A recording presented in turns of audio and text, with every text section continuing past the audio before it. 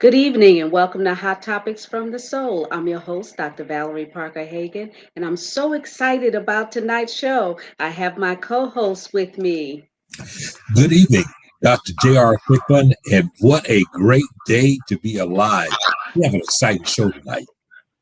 I'm so excited. One of the reasons that the show was created was to be an informative platform to allow individuals to embrace a larger vision of themselves, to expand their knowledge so that they can do better. If we know better, we'll do better. So I'm so excited about tonight's guest so that he can enlighten us on things that we should be aware of so that we can move on to another level. You know, you're exactly right, because when we look at the fact of what's happening in today's society, it is more than just COVID. There are a lot of things that are happening as a result of the fallout from COVID, things that have changed both our emotional, our economic positions in life, and even to a certain degree, people's very convictions. We hear things like people are going out of their mind during this time. Well, the reality is, as much as that's the case, we have to be sober and our eyes have to be wide open to what's happening around us. And that brings us to our very special guest tonight. Our very special guest is a great brother that I met a few months ago, but his bio is impressive today. His name is Dominic Stokes. And Dominic is not only just a mentor, Dominic is a federal agent. He's been in law enforcement over 20 years inside of that capacity. But beyond that, Dominic is a person who have worked with mentoring boys and mentoring young people. He has served with the 1996 Summer Olympics inside of missionary and training people. He has been a vast part of making sure that neighborhoods are safe, but even more so, he has worked on some very, very high profile type of crimes, as well as things that are impacting us right now today. He is a wealth of information. He is by trade, he's not only just a federal agent, but he's also he's an MSW. He has had his work in psychology and social work as well. But he's a proud family man. He's a great mentor, and he's filled with knowledge today. And I want to welcome to Hot Topic for the Soul, none other than our friend Dominic Stokes. How y'all Good doing? evening. Thank you for having me. I'm so excited. You kind of look like my family. Okay. Well, good. Yeah, so you have such an extensive career, and I applaud you on the work that you're doing and the fact that you're serving to help this world, this U.S. be a better place. Mm-hmm. Yeah, it's an honor and privilege to serve first in the kingdom Yes. of God. Let's be clear what Okay. kingdom we're talking about. Absolutely. To be a born again believer serving in the kingdom of God, but also to be serving the greatest nation on earth.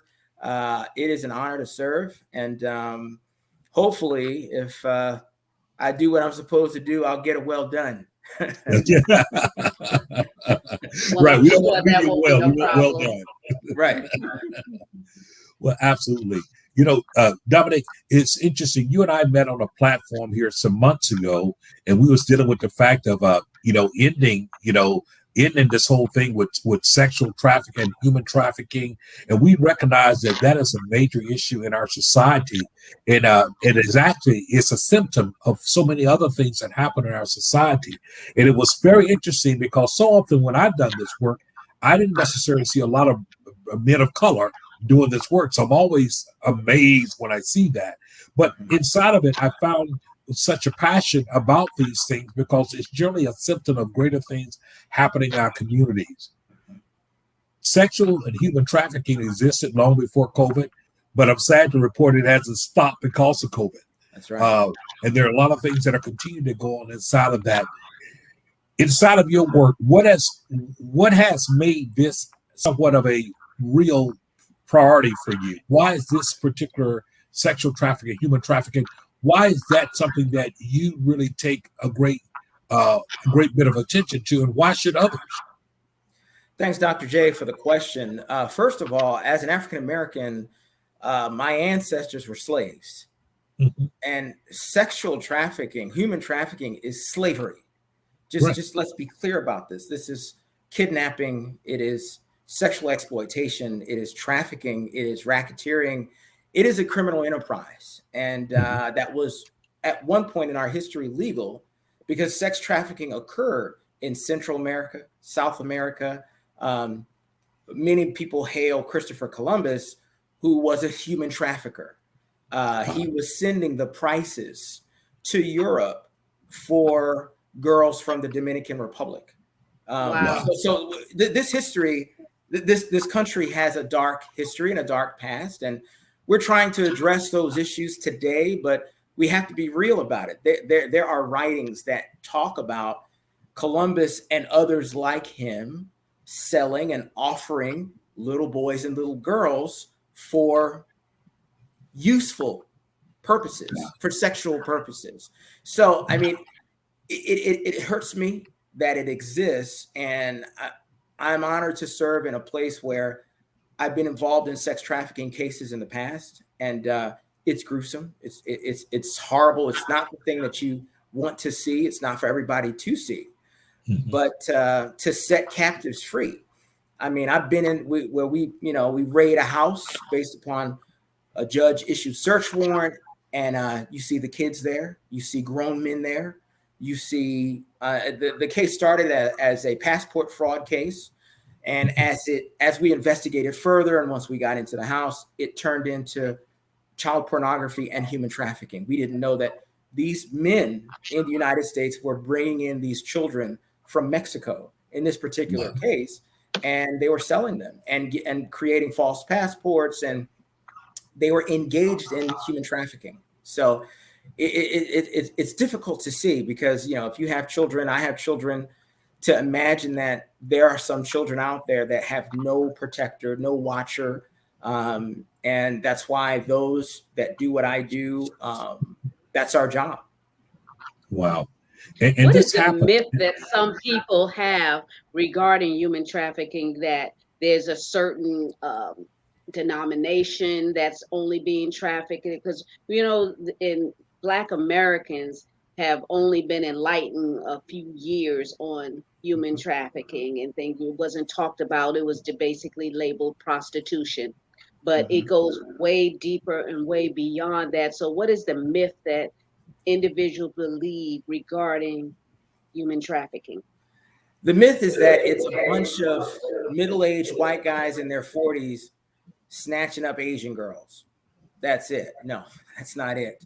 And here's one of the things that I've learned from being in the criminal justice system and working in law enforcement. Crime has no color. It has no nationality. It has no creed. It has no social status. It has no political status. And what I'm saying by that is that I've arrested people that look like me. I've arrested people that didn't look like me. I've come across people that were wealthy doing dirt. I've come across people that were poor doing dirt. In other words, the bottom line is criminal activity, or let's be real, sin is universal. Right. It's happening everywhere. Every church, every type of denomination, every neighborhood, where there are mansions or public housing, it's there. And the crime occurs, and nobody has monopoly on crime. We can't say it's those people in Nigeria. We can't say it's the Russians, the Chinese. There are criminal acts everywhere, and people that look like every kind of people are committing them. So I can tell you firsthand, it's not those people over there. Look at yourself. Those are the people. That's what people look like that are doing these crimes. When you speak of that, and I'm so glad for that clarification, because a lot of times when people would think of human trafficking, sex trafficking, our best picture of that was, quote unquote, the movie Taken. The movie Taken, and that always showed us, them being trafficked in another country, those type things happening, such as that. But the reality is that human trafficking is a great problem right here in these United States of America. We see it happening, as you said, so many different ways that people are going about it. Fake IDs, people being brought over under false assumptions, that they were coming to do one thing. They end up being trafficked, sex trafficked. And the thing about it is the fact, when we take it on a street level, a common level, it doesn't look like the movie Taken. it's a whole lot different because sometimes it's happening right in front of our eyes. We don't know who's the neighbor. We don't know what's going on inside of that. So if you can elaborate on that, because of the fact it is a multi-million, if not billion-dollar industry that is happening right here. It's a huge industry. It's a Goliath of our time in terms of evil and stronghold. It is something that it's just like the war on drugs. You could arrest drug dealers until the end of time. If you're not dealing with the demand, I mean, the drug dealers, that's the supply, but the economy is supply and demand. The demand for illicit sexual activity is at an all-time high. And I think we fail to realize that we precipitate the demand for this type of thing in our entertainment, in our recreation. The biggest times of human trafficking are at Super Bowl, World Cup, World Series, NBA All-Star Weekend. Wow. We have our biggest operations during those times because people have in mind, I want to be entertained. I want to use people for my entertainment. But just to piggyback off of what you said, Dr. J, human trafficking is not as we have the movie Taken style, but we also have a single mother who is dating a gentleman who's providing for the family financially. And because of that, she looks the other way when he goes into her room at night. Now, see, that's trafficking. This is financial benefit. A child is being used and enslaved. I've heard in my line of work, I've heard horrible stories, Dr. J. I heard a young lady tell me that when she was 11 years old, the repo man came to take the car away. Mom and dad decided to give the repo man their 11-year-old to stop the repo. That's human trafficking. That is utilizing and using, enslaving for financial or other gain, a human life. So, I mean, it comes in so many different forms. I mean, we can't blame this group or this religious group, this religious group or non-religious group. It's happening everywhere. And we have to be vigilant for sex trafficking and other crimes. There are millions of other crimes that are going on right now that we don't always look at. It's not flashed upon the news. Violence against women, violence against children. There's always a million things going on in the world that are evil. The privileges most people don't have to work with, don't have to deal with it. It's not their job. But yeah. Inside of that, and you said something that's very important.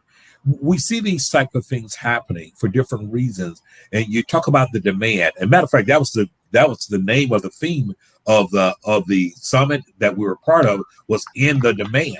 Yes. And if we can end the demand, we can definitely curb a lot of things that are happening.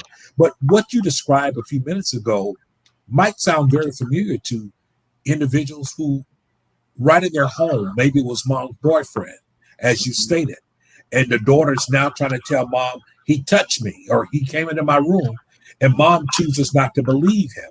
But oftentimes the thing behind that is the benefits that the boyfriend provided for mom, whether it is financial security, whether it is, something tangible, a new car, he gets my nails done all the time, and those type of things.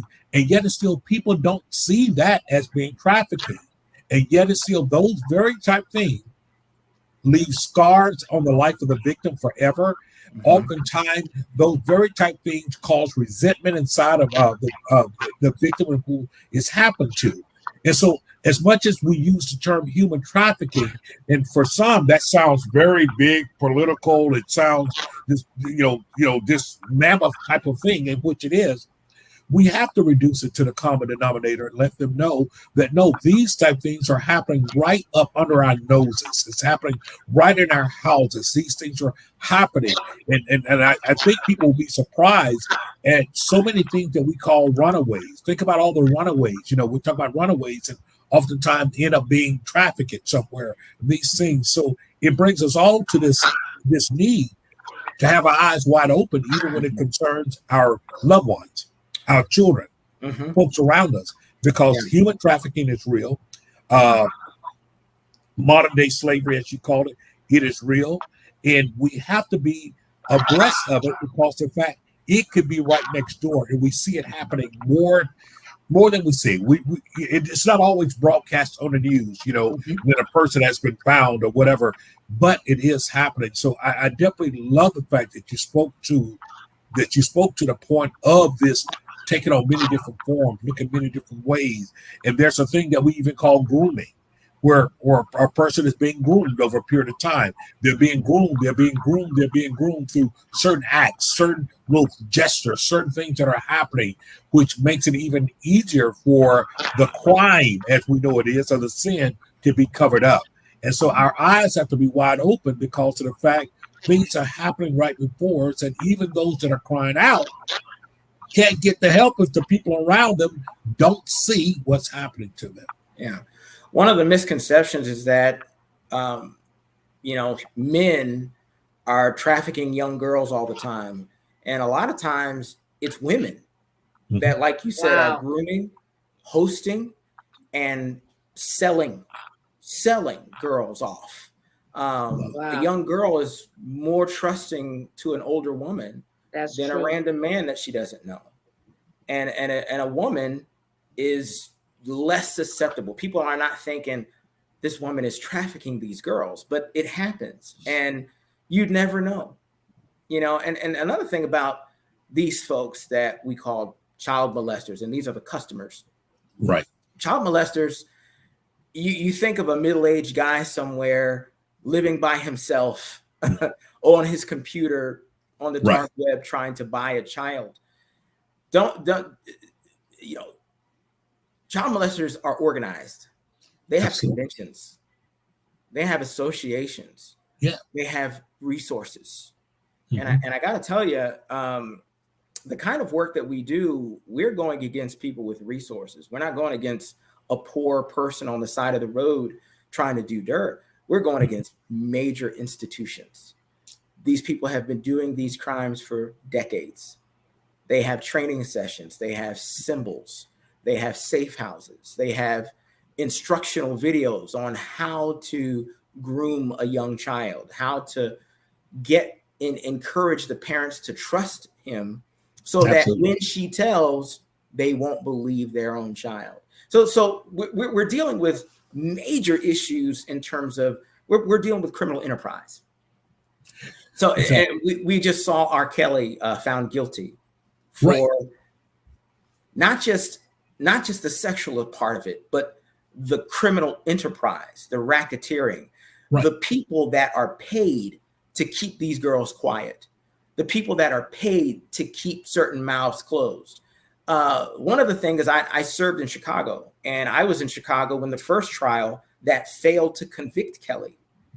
Wow. It was a failure to convict. They couldn't find the victim. The victim was in Europe somewhere. The father wouldn't testify. He was paid off. Right. And that means money is more important than my daughter's purity. I mean, that's a whole nother argument to get into, but we failed to convict him. I'm saying we as a society failed to convict a man who everyone knew in popular culture that he was dating and doing whatever he wanted to do with underage girls. So we have societal issues, and part of it is legislation, part of it is nuance. We have to educate Congress about certain types of crimes.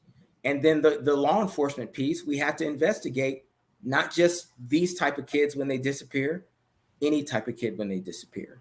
A little girl goes, of a certain culture disappears, the whole world caves in. Right. When these other girls over here disappear, you don't hear anything about it. There are no national searches. It doesn't make headlines. There are people that disappear every day. That's something that we do have to bring attention to, and definitely in bringing attention to, we're not minimizing the importance of the search, but we do see it every day. What happens when all of a sudden it's flashed all over our news when there are particular a culture of people that go missing, nationwide search, all resources on hand, all those things happen, and yet it's still we continue to see, and I'll say it, I mean, we continue to see Black women and minority women that go missing, and they're gone. They're just gone. There's no nationwide search. The family are making up their own flyers. You know, they're looking for help. Have you seen them? They can't get them on the back of a milk carton or anything else, but yet it's still, their lives seem to be not as valued as much as others' lives are valued. And it brings us back to, once again, you know, our value from within. Our value from within is so important. And, you know, and I want to make sure that our audience recognize when we say these things, it's important to understand it's a crime. It's a sin. Across the board, it is. And sometimes we get what I call celebrity struck. We do. We get celebrity struck in our culture because we can't get past the fact of what the person does publicly versus what he is doing privately. That is literally a dark crime. Is systematic, as you said. You know, it's been going on. People have been paid to keep it hush hush. People have been paid off not to testify, and yet it's still, the victim is still afflicted. The victim is still in captivity, and it goes on, and it's profitable. And it starts with power. The fact that you would deal with underage girls, it automatically indicates a level of power and authority that you have over them naturally. But you couple that with financial gain, status, those things there, that victim, the victim could still be, if you would, mesmerized by your fame and those things there. And they're being taken advantage of. And we know, we know when we go back to even talk about R. Kelly, there were many different specials. I mean, Lifetime did one, different one that actually documented, if you would, as much as this as they could. And oftentimes there were still those loyal fans. And don't get me wrong, R. Kelly has some tremendous music. I mean, an incredible gifted man, incredible singer. But if we listen very closely, and many times I can hear a cry out for help, even in his music. Yeah. But we tend to want to, if you would, wash that away because we feel like, there you go again, you're attacking one of our heroes or one of our, no. Would it be any different if it was someone of another culture that did that to us? We would be all outraged. So we have to understand the violation, sex trafficking, basically child molestation. All of these things happen, and it's all about power and gratification, disregard for human life inside of this. And you got to stop it. You got to end the demand, because when human life is not valued, and we can take a person's body and use it for sport and for game and to please someone else's pleasure, that is one of the most, if you would, lowest and most egregious acts that we could do in our society. It is the bottom of what we would call a civilized society to be able to do those type things. And my question to you, and there is a question in this, is that how do we as a people, as a nation, rise above the fact of being such a capitalistic society that anything is open to sale, anything that will bring a profit? How do we stop that? Because this is the bottom of the barrel when we see these type things happening, and they are happening. And I tell anyone, it's nothing good about it. Mm-hmm. Yeah, Dr. J, I'll tell you, like the Bible says, you can't serve mammon. You can't serve two masters. No. You're going to serve God, you got to serve God. You can't serve mammon and God. Right. You can't be so mesmerized by wealth and riches and resources. I mean, the Bible, Jesus was very clear. He said, if you're in church, if you're in the temple, you're worshiping, and a guy comes in smelling bad, maybe homeless, dirty, you tell him, you go sit over there, bro. And another guy comes in with Louis Vuitton on and Christian Dior, and like, hey, you get the good seat. You're impartial in your judgment. You're impartial in your love. And I think what we fail to realize, and we need to realize, is that every human life has value. Every human life has dignity. We must fight for the lesser. Someone that doesn't look like you, someone that looks like you, someone that doesn't believe the way you believe, vote the way you vote. We need to advocate for that life as well. all life matters. All life is important, especially groups that people are suffering here, people are suffering there.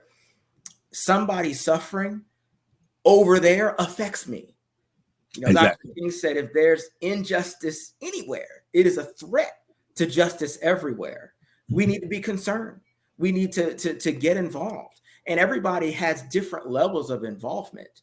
Part of it is everybody can pray, number one, about the situation. Other folks can actually get involved, help mentor some of these kids, these young ladies and these young men that have been violated, that had their innocence and purity taken.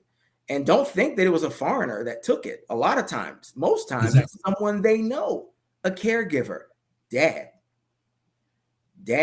stepdad, absolutely, mom, auntie, cousins, uncles, nieces, nephews, family, pastor, right, social worker, police officer. It could be anybody in the community that you know. We can mentor, we can volunteer. Some of us can write a check to these organizations that are actively working to take these kids out of the hands of the traffickers. I think we have to have a global mentality. We can think globally, but still act locally. I can't change the world. I can't fix all the world's problems. However, I can get involved. I can volunteer. I can foster a child. I can adopt a child. I can do mentoring. I can do sponsorship for organizations that are actually doing it. Some of us may have a career in law enforcement. Some of us don't. But everybody can do something to help a situation that is destroying our society. That's a great point, because oftentimes if we reserve ourselves only to be consumers of news and information, and we never become participators inside of being part of the solution, then we're actually, if you would, perpetuating what's going on. Mm-hmm. We don't have to feel powerless in being able to do something. Your words are very well taken when we start talking about whether it's mentorship, whether it's becoming involved. Oftentimes people see the symptoms manifesting in people's lives, but they don't know the origin of it. They don't understand that the young girl that they may be calling promiscuous, you don't know that she was violated when she was younger. You don't know the fact of what has, if you would, triggered these things inside of them. And so rather than sit in the seat of judgment, how awesome it is to be able to have women to be great mentors to those young ladies. How often it is to have women to be able to nurture them. How awesome it is for them to be in an environment that begins to speak life into them, that begins to speak value to them, because the loss of innocence is something that we just don't get back right away. Mm-hmm. It doesn't. It takes a lot there. You talk about both mental, spiritual, emotional healing. All of those things have to take place, and people have to recognize the fact that it's all of our responsibility. Indeed, it is. I can always become, if I allow myself to become happy with my family. My kids are doing good. My sons are strong and doing good. My daughter is precious, but I dare not stop there, because there's someone else who may not have the same testimony.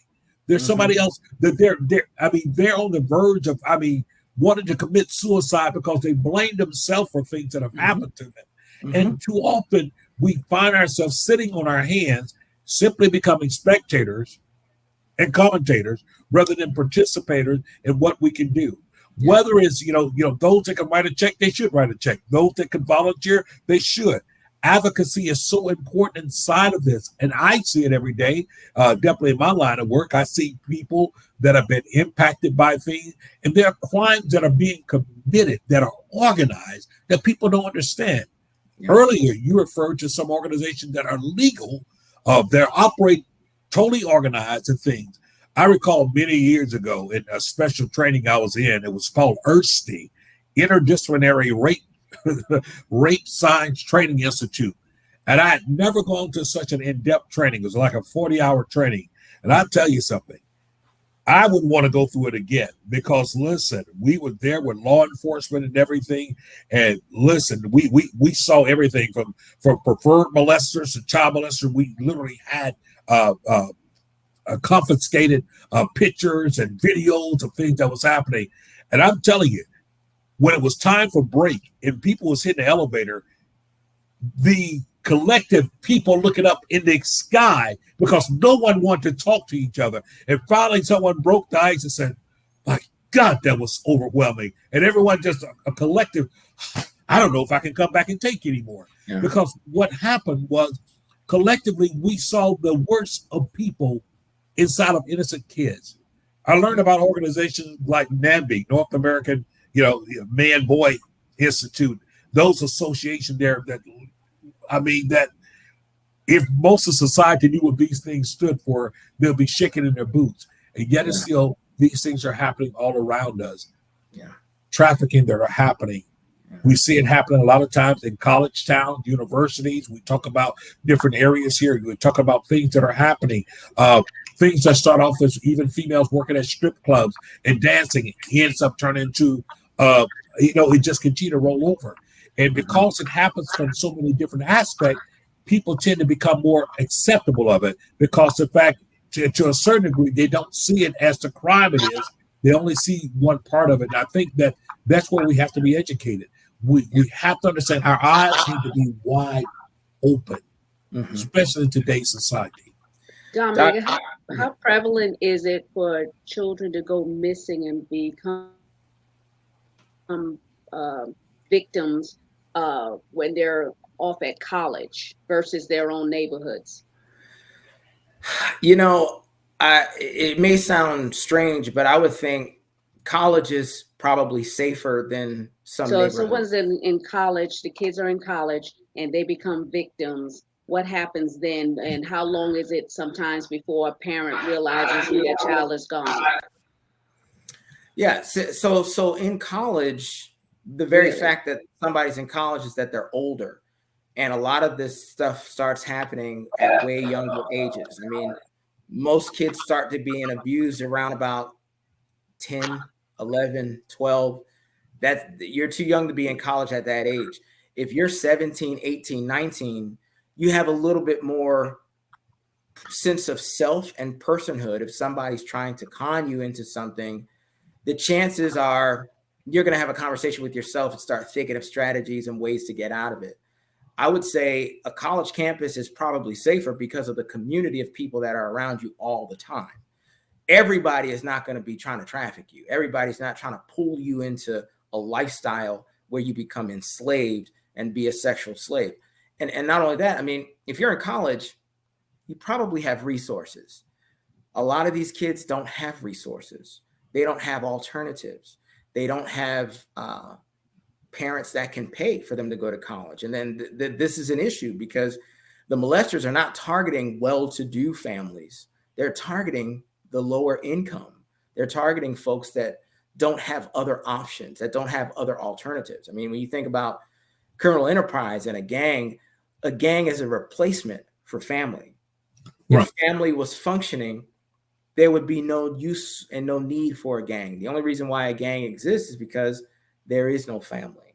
These people are lost souls. For whatever reason, they don't belong anywhere. They feel like they're purposeless. So they join a gang and then they become a member of something, a member of some sort of family. Now, what do I have to do to stay in this family? Well, I got to sell my body. Well, I guess that's what I got to do to have this family that is a sense of protection. People willing to take the risk, give and take, quid pro quo. I'll do what I have to do to get my needs met. But Dr. J, it's one thing that came to mind when you were talking about these organizations. There was a company, and this I learned, when you work in this line of work, you see things that the average folks don't see. Right. So we know what a sex doll is. And there was a company that was making sex dolls. Well, the company found out that if they could make sex dolls that are younger, toddler, and infants, they could make a whole lot of money. Wow. So the company was based out of Europe, and they started selling infant and toddler sex dolls.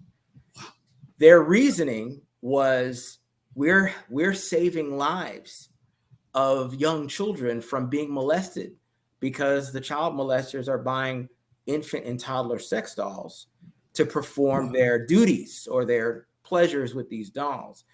The problem is that's not the case. The children are more susceptible to being kidnapped and molested and raped because a behavior is being normalized by a company that's trying to make money. So we basically had to educate Congress about making these dolls illegal, because prior to legislation, it wasn't illegal to have them. It is now. But we were a part, I'm a part of an organization that informed Congress that this is a thing. We need a law to make having an infant or toddler sex doll illegal. So a normal person would never hear about that. They're not going to talk about this on the news. Right. But it's for an audience of people that listen. And who's the enemy? The enemy is money. The company wants to make money. That's why they're doing this. You know, there are things like that. You know, we have been educating Congress and the White House about fentanyl for 10 years before it became illegal. You know, the body count had to get high enough, and the demographic of the body count had to get wide enough for Congress to say, okay, synthetic opioids are probably going to be a problem, so let's make fentanyl illegal. Prior to that, you could have a bucket of it and sell it and mix it with people's, you know, heroin and morphine, and nobody would know. The thing about this synthetic opioid of fentanyl, it's a elephant tranquilizer. 3 grains of it is enough to kill an adult, and you can't tell the difference between it and salt or sugar. But 3 grains is enough to kill you. That's why you see these deaths, these overdoses happening. They don't understand that fentanyl is basically a death sentence. I mean, the people that have been doing drugs on a regular basis, you get the wrong drug dealer who's using it to make their drugs more powerful, can wipe you out. One shot. So and all up under the mighty name of greed, the dollar, the demand, those things are happening. And that's been the interesting thing, that even in the midst of this pandemic that we're in, we don't seem to see a decline in crime and these type things.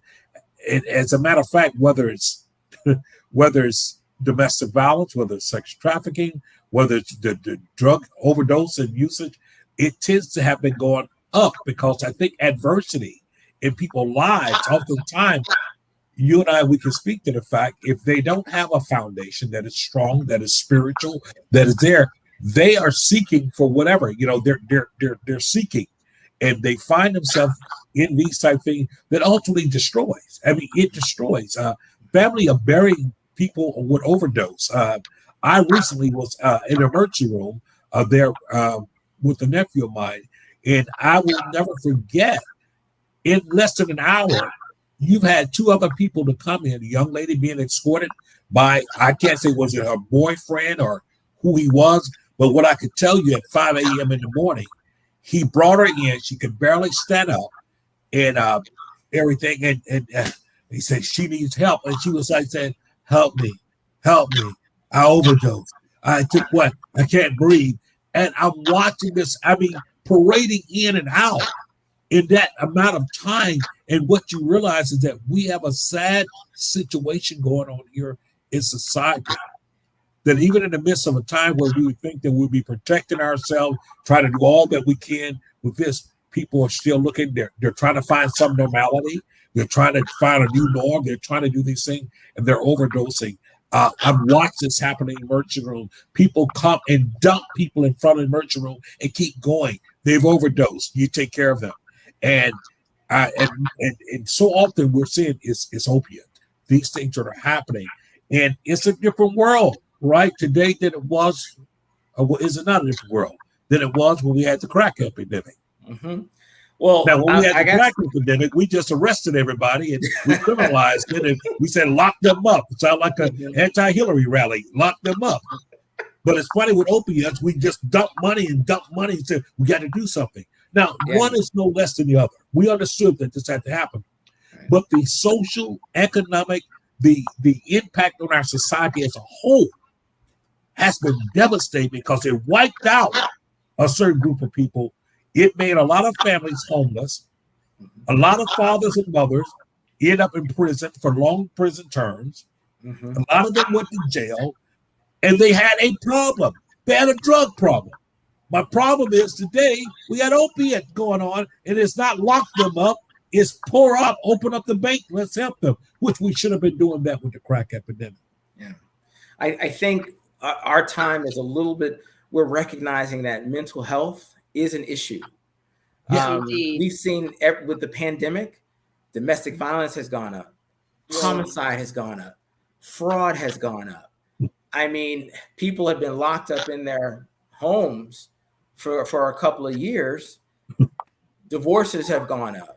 Mm-hmm. People have been losing their minds and losing their sense of self, and they're not out among people. People are doing things online, but people are having a really hard time. I mean, yes, the CARES Act, we've had to create various sections for investigation with PPP loan fraud. Oh, yeah. I mean, it is unbelievable how much, when a crisis comes, the mind, which how is intelligent people are. Intelligent, if they use their powers for good. Yes. But some people are not going to. Now, let's be clear. It's not the majority of the people that are doing right. this. It's only 3 to 4% of the population that are rapists, molesters, thieves, people doing all kinds of fraud. It's not the majority of the people. The majority of the people are good. I mean, I'm not jaded. I've been in the industry for almost 20 years. I mean, I don't think the majority of the people are criminals. But the ones that are jeopardize the peace and stability of everyone. They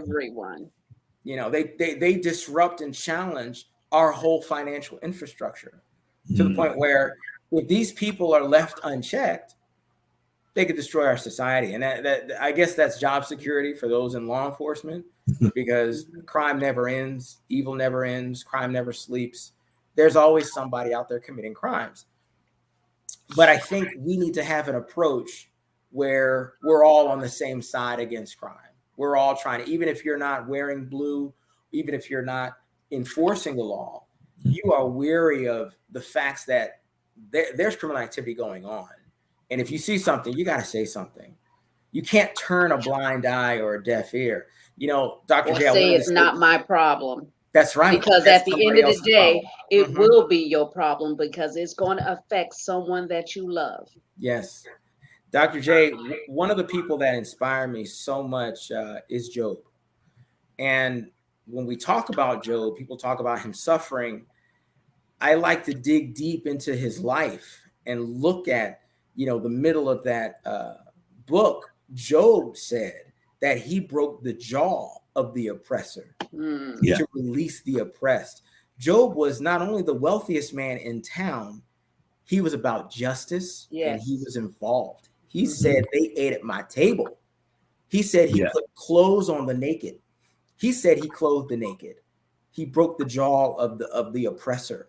He was out and about looking for discrimination, looking for oppression, looking for abuse, looking for trafficking, slave. He was out and about. He wasn't on a golf course somewhere. He wasn't on the beach sipping Mai Tai. This guy was involved in the community. They knew him when they saw him.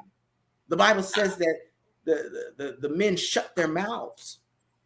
They put their hand over their mouth because someone of such stature, wealth, he was on the side of righteousness and on the side of justice. He got involved. And that's one of the things I love about him is that, yes, he was successful, but yes, he cared. People could care less about how much you know until they know about how much you care. Yeah. That's right on. And that's where there's a shortage, and everybody's for me, myself, and I, when it takes a village. Growing up, I remember getting in trouble at school, and not only would you get it from the teachers, now you can't lay hands on the kids. You would get it from the teacher, and then you would get it when you got home. And then if you act out in the neighborhood, one of the neighbors could actually beat you, and the parent would be okay with that. I'm like, this child Absolutely. abuse. But this is how that village raised a lot of us, and it didn't do us bad because, we all turned out okay, getting paddled from other people. But now society has changed where everything and anything goes. And then if you do touch someone's child, then you're liable to get sued. So it's just a revolving door. They took prayer out of the school. It's a revolving door. It's just, now you replace prayer with law enforcement, with guns at the schools. So I mean, I'm tired of turning on the television and seeing our children being killed, slaughtered by other students, and then everybody's pointing a finger at everybody else. But the thing is, we all need to be involved. We all need to participate. Edmund Burke said even prevails when good men and women do nothing. We need to stop just sitting back looking, saying, oh, I'm glad it's not me, because one day it will be you. Mm-hmm. Mm-hmm. Dominic, you've been doing this for a while, and one of the things that I felt that is incredible, because one of the things that you've said is the fact, you know, you have an occupation. We all have different occupations that we do, and how we interwove our faith inside of what we do. One of the things that you constantly spoke to, you start talking about the kingdom agenda. You talked about what brings, if you would, glory back to the situation. And so even when you're out there, whether investigating crime or being a part of things, you're always having to imagine really the end result. How would the healing here? How would this bring glory? How would rescuing these people out of this situation? How would it do so? And I said that, I prefaced that to be able to say to the audience is that when we take an attitude, an approach, or whatever we do it to bring a greater honor to something else. It'll change the way we do things. It'll change why we do things. It'll change our perspective inside of how we do things. And I know inside of doing this work, you've had some testimonies. There are some good things that have come out of it. And I'd like for you just think of something that you can share on some good things that came out of going that extra mile. Some good things, because it's not all bad. There's some good things that have happened.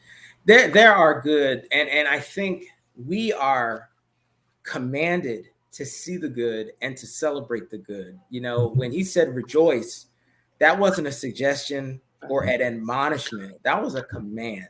Yeah. I think we have to be attracted to the good that God is doing in the midst of drama, in the midst of crisis. I arrested a man for embezzlement. And the person that I arrested, he was already in jail on other crimes. I arrested him, took him to jail. Then I had to take him from one jail to the next jail. I had to take him from a state prison to a federal prison. Wow. But one of the things, when I first arrested him, he was a drug addict, strung out on the street. He was skinny. He was frail. When I went back, I want to say maybe 6 to 8 months later to take him to the federal prison, I didn't recognize him. Wow. His face had filled out. He spoke different. I was like, this is you? He said, yes, I have 3 meals a day. I have health care. I'm not using drugs anymore. And this guy named Pastor John comes every Thursday and tells us about Jesus. I got my GED. I got baptized. I got filled with the Holy Spirit. I'm like, wow. So you're telling me the Department of Corrections corrected something? It happens. It is real. Sometimes, I pray that it doesn't take jail to get your life right. Yeah. But jail has helped a lot of people get their life right. You spend a lot of time by yourself. Yeah. There are a lot of people getting their life right in jail. There are a lot of people praying. Sometimes they come out Muslim, or they come out, whatever. They come out with some source and some strategy for their life. I'd rather you come out as something, even if you don't believe what I believe. I'd rather you come out believing in the love and humanity and doing something healthy and structured for society. You know, I used to think that people go to jail to learn how to be a better criminal. Now, and sometimes that happens. But there are testimonies. I was actually at an airport. This is a funny story. I was at an airport and my wife and I were taking a flight to London. And this lady comes up to me and hugs me. And at first, you know how you know someone, but you don't know from right. where? Yeah. And she might be watching this program. I don't know. But I hugged her and I looked at her. She was like, "You don't remember me, do you?" And I was like, right when she said that, I remembered I had arrested her. Oh my.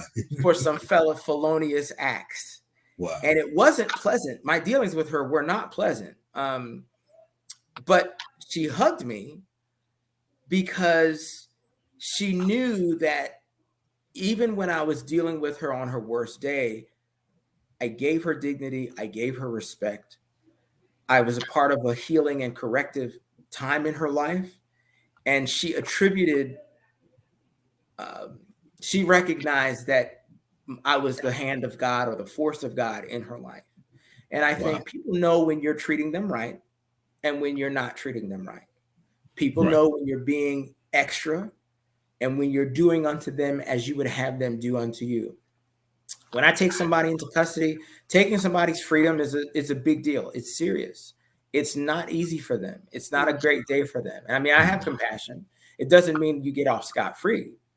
Everyone must deal with the justice that's coming. If you sow a seed, you're gonna bear the fruit of that seed.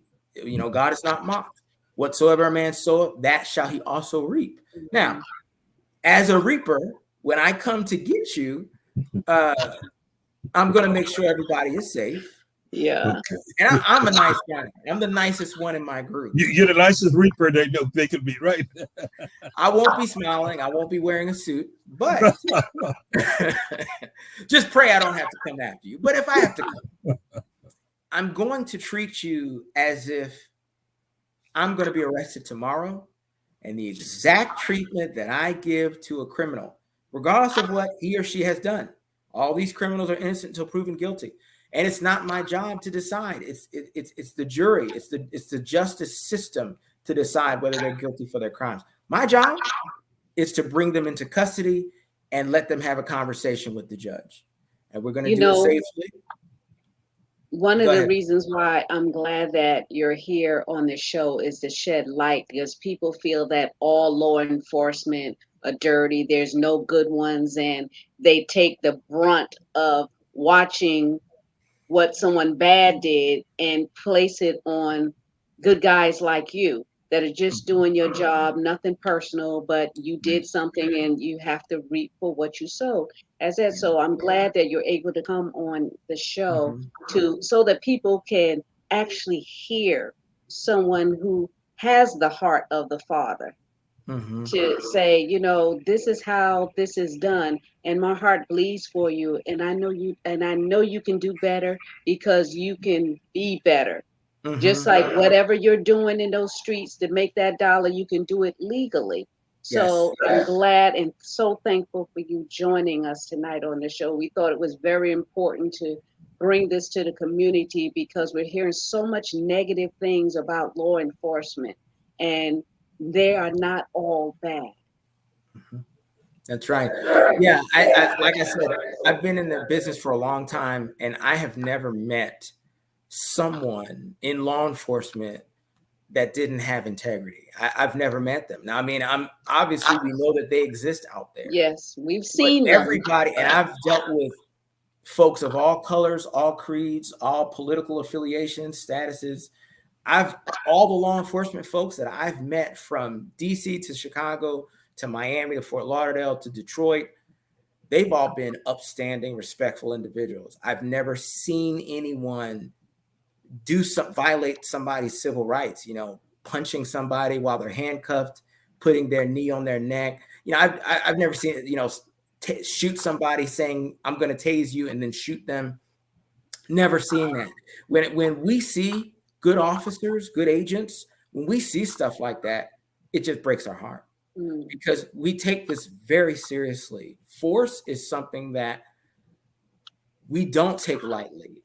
Taking a human life or taking someone's freedom, it's a serious business. I mean, the only reason why we would do that is to protect the innocent.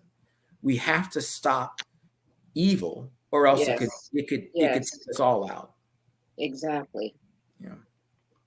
Well, it is so refreshing, and I'll say this to you: it is refreshing for people to see this side of it. Now, let's just be quite frankly. I thought it was a crazy notion to hear people say defund polices and all that, and I think they meant something different. Because I'll tell you something: if something happened outside my home or whatever, I want to be able to pick up the phone. I want to know what law enforcement is there. Okay, I don't need to call the librarian. I need law enforcement. Yes, yes.